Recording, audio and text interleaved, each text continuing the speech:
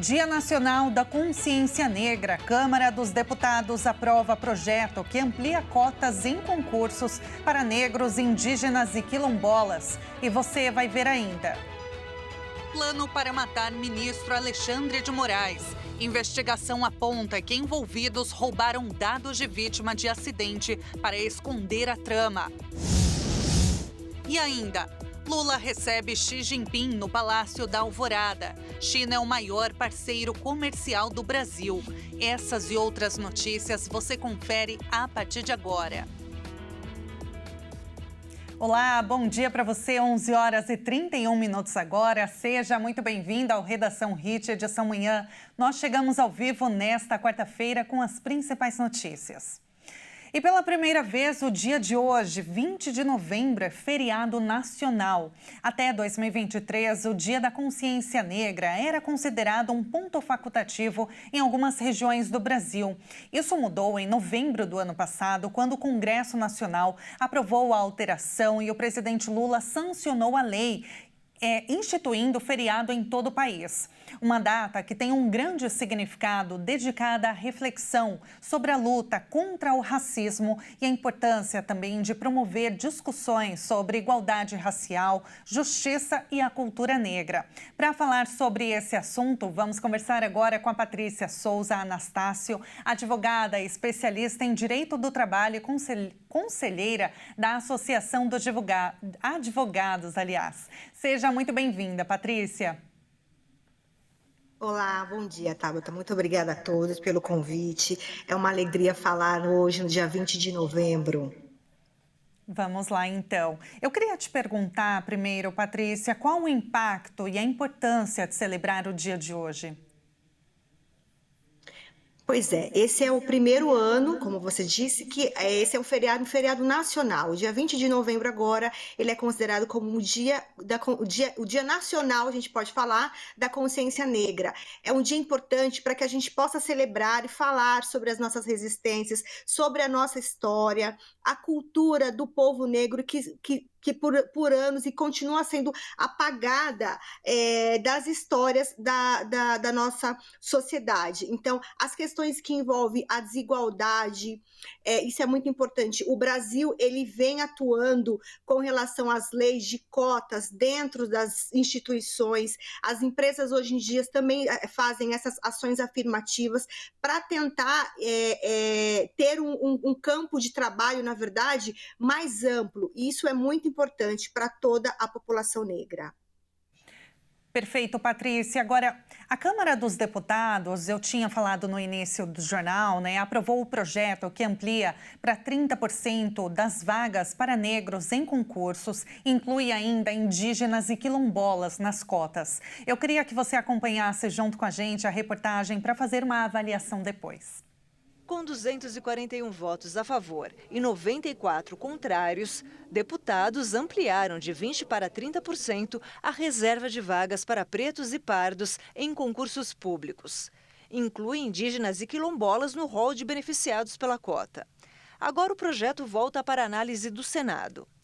Atualmente, a lei reserva 20% das vagas a negros para preencher cargos efetivos em empregos públicos no âmbito da administração pública federal, das autarquias, das fundações públicas, das empresas públicas e de sociedades de economia mista controladas pela União, e não há, na lei atual, menção a quilombolas e indígenas.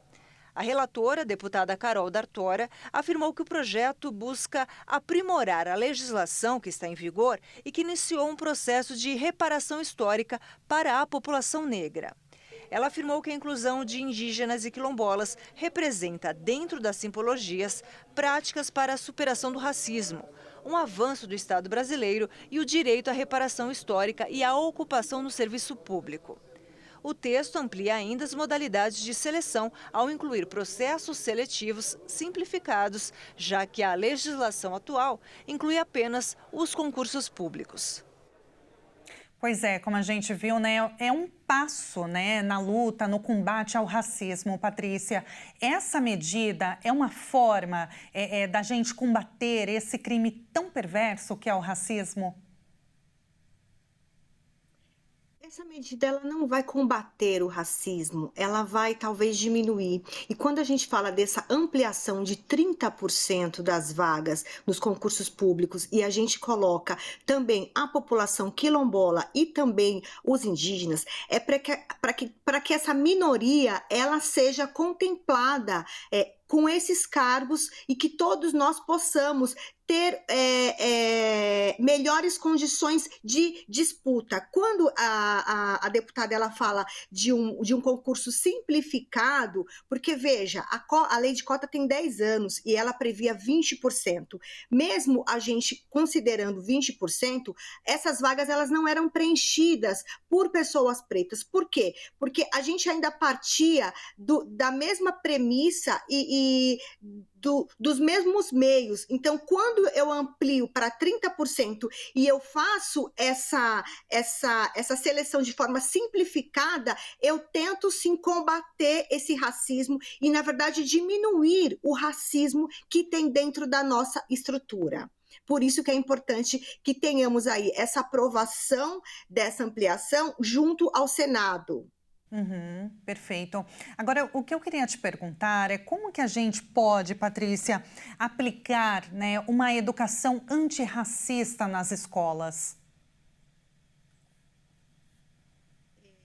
Desde 2013, na época do governo Lula, ele já tinha sancionado uma lei que torna-se obrigatória o estudo da história da África nas escolas. E aí eu pergunto, quais são as escolas que vêm ampliando, que vêm realmente cumprindo essa grade? Então, as escolas precisam cumprir essa grade curricular para que desde criança, as crianças elas já conheçam os heróis negros. Nós temos vários heróis negros que foram apagados da nossa história. Então, assim, o Brasil ele tem esse compromisso com todos nós e a educação ela começa desde cedo, porque ninguém nasce racista, né? Então a gente vai se transformando e vai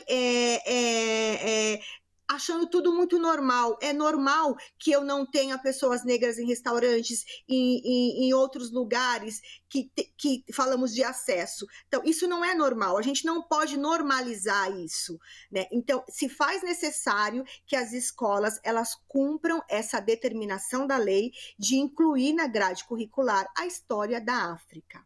Com certeza. E lembrando, né, que a luta contra o racismo não é uma luta só de pessoas pretas, né? Todos nós temos o dever de combater o racismo estrutural e todas as suas formas.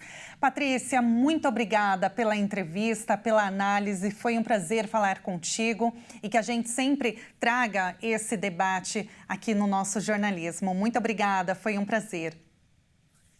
Muito obrigada a todos pela participação. Obrigada. Muito obrigada, um ótimo dia e um ótimo feriado para você também. E olha, agora a gente muda de assunto. Um dos envolvidos no plano para matar autoridades nacionais tramou a morte do ministro Alexandre de Moraes com dados roubados após batida de carro. O uso do documento de um civil teve como objetivo esconder a trama. Após um acidente de trânsito, o tenente-coronel Rafael Oliveira e o contador Lafayette Teixeira Caetano bateram o carro no município de Santo Antônio do Descoberto, em Goiás. Na justificativa de lidar com os trâmites burocráticos da batida, Oliveira fotografou a Carteira Nacional de Habilitação de Lafayette e o certificado de registro e licenciamento de veículo, e usou essas informações para habilitar uma linha telefônica no nome da vítima da batida, uma semana antes do plano de homicídio. O nome do contador Lafayette aparece como líder em trocas de mensagens que orientam os militares na Operação Punhal Verde Amarelo, em 15 de dezembro de 2022. Lafayette disse que só descobriu o uso dos dados pessoais após a divulgação da investigação da Polícia Federal nessa terça-feira, quando começou a receber ligações. Ele disse que está assustado com o fato de ter sido usado como bode expiatório para o militar tramar o assassinato de um ministro do Supremo. Na época dos fatos, Rafael de Oliveira era major do Exército Brasileiro, mas foi promovido ao cargo de tenente-coronel em 19 de dezembro de 2023, um ano após ter tramado a morte de autoridades federais. Nas investigações, a Polícia Federal identificou que Rafael de Oliveira havia alugado o carro com a mesma placa no aeroporto de Goiânia. A retirada foi feita em 21 de novembro de 2022 e a devolução foi feita 4 dias depois. No aparelho de celular apreendido, a polícia encontrou uma fotografia armazenada no celular do tenente-coronel da imagem da CNA do contador. Como as pontas dos dedos de quem segurava o documento estavam à mostra, a PF encaminhou a imagem para o Instituto Nacional de Identificação para passar por perícia, onde foi possível identificar que as impressões papilares do dedo indicador esquerdo coincidem com as digitais de Rafael Martins de Oliveira. A organização criminosa investigada pela Polícia Federal tinha plano de matar as autoridades em 2022. Vamos ver onde estavam Lula, Alckmin e Moraes na data planejada para os assassinatos. Dia 15 de dezembro de 2022 era a data que a organização criminosa planejava matar o presidente Lula, o vice-presidente Geraldo Alckmin e o ministro do Supremo Tribunal Federal, Alexandre de Moraes. Na manhã do dia planejado, o presidente Lula esteve em agenda no centro da cidade de São Paulo. Ele participava da 9ª edição da Expo Catadores, evento promovido por catadores de materiais recicláveis, também conhecido como o Natal dos Catadores. O ministro da Fazenda, Fernando Haddad, também estava presente. Lula assumiria a presidência da República 2 semanas depois. Em 1º de janeiro de 2023, já o vice-presidente, Geraldo Alckmin, estava em Brasília na data em que seria a ação criminosa. Junto com governadores, ele participou de um encontro da Organização das Nações Unidas para a Educação, a Ciência e a Cultura e pela ONG Todos pela Educação. A reunião contou com a presença de 8 governadores eleitos e 9 vice-governadores, além do ex-ministro da Educação, Henrique Paim. O objetivo era debater ações e estabelecer um compromisso coletivo para tratar a educação básica no Brasil. Na época, o então presidente do Tribunal Superior Eleitoral, Alexandre de Moraes, comandou uma sessão da corte naquela data.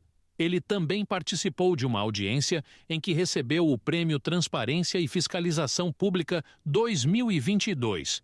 De acordo com a PF, o ministro passou a ser monitorado pela organização criminosa após uma reunião na casa do general e ex-ministro da Defesa, Walter Braga Neto, que foi candidato a vice na chapa do ex-presidente Jair Bolsonaro na eleição daquele ano.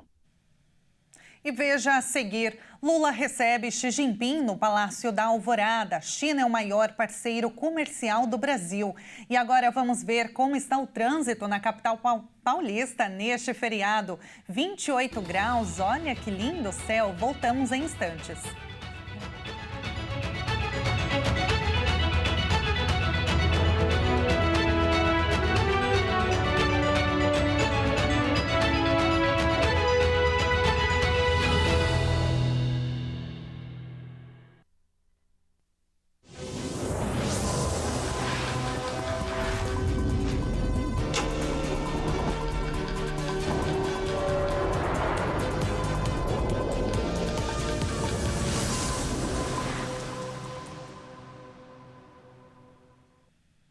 E nós estamos de volta com as principais notícias. Agora o horário de Brasília, 11 horas e 46 minutos. As promessas de campanha do próximo presidente dos Estados Unidos, Donald Trump, começam a tomar forma, como a questão da migração, por exemplo. Na última segunda-feira, o republicano confirmou que pretende declarar estado de emergência nacional e recorrer ao exército para realizar uma deportação em massa, assim que chegar à Casa Branca. Vamos direto agora para os Estados Unidos conversar ao vivo com o cientista político Eric Wilson sobre esse assunto. Eric, muito bom dia para você, seja muito bem-vindo. Bom dia, Tabata. Eu estava vendo que está fazendo 28 graus aí em São Paulo, aqui está fazendo 0, então vocês ganharam hoje. Meu Deus, que diferença, hein? Eu gosto de calor, então para mim tá ótimo aqui, mas não reclamaria se estivesse também nos Estados Unidos a viagem. Olha, Eric, eu queria te perguntar, foi anunciada, né, a maior deportação de imigrantes ilegais da história dos Estados Unidos. Inicialmente, Trump, ele diz que o foco são os imigrantes ilegais mesmo, que ele denomina, que ele chama de criminosos. O que nós podemos esperar desse projeto? E eu também queria te perguntar como que os americanos, eles veem esse plano, como que eles enxergam, eles apoiam? Olha, Tabata, esse assunto é um assunto que, bom, foi um dos principais assuntos da campanha do Trump durante a campanha dele. Então, a gente pode dizer, de fato, que ele foi eleito não somente no colégio eleitoral, mas no voto popular. Então, de fato, quem votou no Trump estava, de fato, endossando essa ideia dele que ele tinha de deportar mais de 12 milhões de imigrantes ilegais, que, de fato, é um fato. Mas, assim, temos que lembrar, 12 milhões de imigrantes representa 3% da população americana. 3%.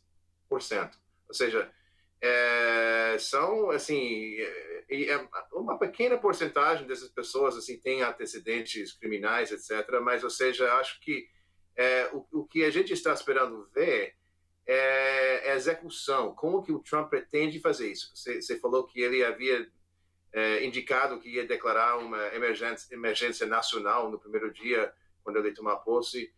Mas a questão é o que significa isso. Emergência nacional é uma coisa, ou seja, ele está falando que vai usar os militares, mas já usar de imigração, que é um cara que era o líder da área de imigração e a aduana no último mandato do Trump, ele já disse que não vai usar o exército, botar o exército na rua. A gente não vai ver tropas aqui indo casa a casa na rua, ou seja, ele vai ter que depender de agentes da Agência Nacional que cuida de imigração, etc. E essa agência, hoje em dia, só para você saber, essa agência tem 6 mil policiais, 6 mil agentes capazes de realmente prender um imigrante ilegal e deportá-lo. E se a gente está falando de 12 milhões de imigrantes, ou seja, para deportar todos eles, significa que cada agente vai ser responsável por, basicamente, prender e deportar 12 mil indivíduos. Então, isso é uma coisa pouco provável, né? Então, quer dizer, eu acho o seguinte, eu acho que foi uma tática política, porque é um assunto que realmente deixa o lado direito, ou seja, em termos de política aqui nos Estados Unidos, assim, bastante chateado. Então, quer dizer, foi uma alavanca política que ele usou durante a campanha, mas eu acho que na prática, eu acho que vai ser uma coisa muito mais tênue. Eu acho que ele não vai conseguir, ele vai conseguir fazer um pouco disso, vai fazer um oba-oba na mídia, mas, ou seja, deportar 3% da população dos Estados Unidos é uma coisa totalmente impraticável, na minha opinião. A população apoia esse plano, de modo geral? Olha, existem dois pensamentos sobre isso, né? Porque, por um lado, ou seja, ninguém quer imigrantes ilegais aqui que estão cometendo crimes, etc. e tal. E a mídia foca muito, no caso, um ali que um matou o outro, essas coisas todas. Mas, na verdade, a maior parte da população americana, a maior parte da população dos imigrantes que estão aqui nos Estados Unidos estão contribuindo para a economia, estão pagando impostos, estão fazendo trabalhos que os americanos não querem fazer. Isso pode, assim, causar um grande impacto na economia. Você imagina que você você está dependendo de um jardineiro, uma pessoa que trabalha em fazenda, etc. Que vem do México, vem da América Central, vem do Brasil. E aí, eventualmente, essa pessoa é deportada, vai ter que contratar um americano e isso vai ser mais caro. Isso pode ter um impacto na inflação. Então, o Trump vai ter que fazer um equilíbrio entre essas duas coisas, porque pode ser que o que ele está propondo a nível de deportar tantos imigrantes ilegais pode ter um impacto negativo na inflação, que foi também das promessas que ele fez durante a campanha de tentar ter mais controle sobre os preços aqui, assim, os preços do dia a dia do americano. Uhum. Agora tem uma questão também que implica que não só a logística, né, Eric, mas também a questão legal.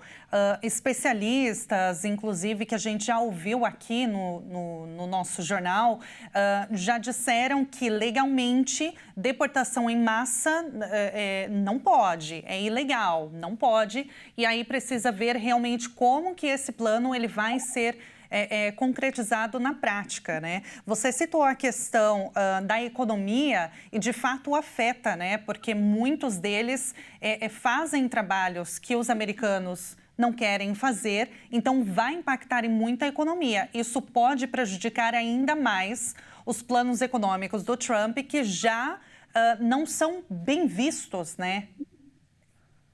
E veja, o custo estimado de deportar essas pessoas todas, ou seja, está em torno de quase 100 bilhões de dólares. Isso é 600 bilhões de reais. Ou seja, isso também tem um custo, né? Ou seja, onde vai vir esse dinheiro? Isso também pode ter ser um peso na economia americana.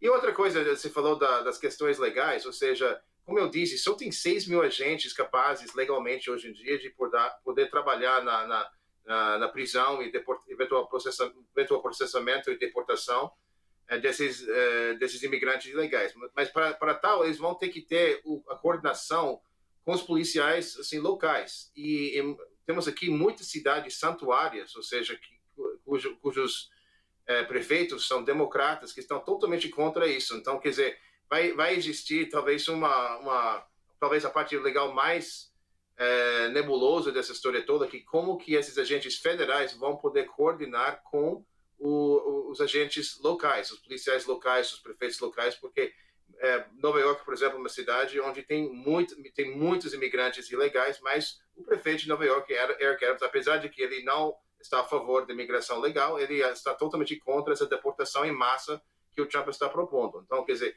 como que eles não estão compartilhando os dados sobre quem são essas pessoas, vai ser muito difícil identificá-las. E outro problema que está por acontecer, que é uma coisa muito grave, e isso com certeza vai ser o que vai chamar mais atenção na mídia. Que você tem a situação aqui nos Estados Unidos, quem nasce nos Estados Unidos nasce já americano. Então você tem a situação que tem 2 pais, por exemplo, 2 pais mexicanos, tem 2 ou 3 filhos que são americanos. Você vai deportar os pais e deixar os filhos aqui, ou vai acabar deportando americanos, que é totalmente contra a lei também. Então isso é uma coisa também muito nebulosa que vai ter que ser conduzida ao longo desse processo. Bom, vamos continuar acompanhando, então, os próximos passos. Eric, muito obrigada pela entrevista mais uma vez. Foi um prazer falar contigo e até uma próxima. Obrigado. Tchau. Muito obrigada. Tchau, tchau. E olha, depois de participar do G20, o presidente Lula recebe neste momento o chefe de Estado chinês Xi Jinping. O encontro acontece no Palácio da Alvorada, em Brasília. Tradicionalmente, os líderes visitantes costumam ir até a sede dos 3 poderes, Palácio do Planalto, do Poder Executivo, do Palácio do Congresso Nacional, do Legislativo e o Palácio do Supremo Tribunal Federal, sede do Judiciário. Mas como é feriado da consciência negra no Brasil, os outros poderes não estão funcionando com o expediente normal. Durante a visita, mais de 30 atos de cooperação serão assinados entre os 2 países.